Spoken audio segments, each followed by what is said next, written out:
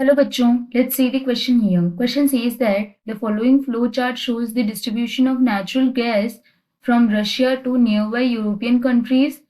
Natural gas flow only in the direction of the arrow, and when the need of country is fulfilled, then the gas transfer to the next country as per the flow chart. The requirement of each country is given about the country. Please note, slack in a pipeline is the excess amount of gas required to bring the pipeline to full capacity. Now we will see the question. Question में पूछा गया what is the minimum capacity of each pipeline connecting Russia to Ukraine and Russia to Poland if the demand of all the countries are met. We will start the solution here. सबसे पहले हम note down करते हैं यहाँ पर total demand कितनी है. So total demand of all the countries ये कितनी हो जाएगी. This will be 350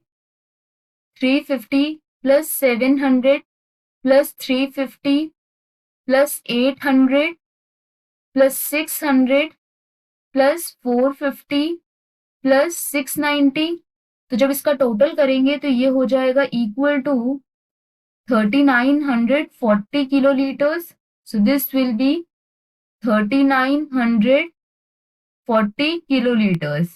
इस क्वेश्चन में हमें मिनिमम कैपेसिटी बतानी है for the pipeline connecting Russia to Ukraine and Russia to Poland. Total demand ये है 3940. So minimum capacity of the pipeline Russia to Ukraine and Russia to Poland ये कितनी हो जाएगी 3940 डिवाइडेड बाई 2.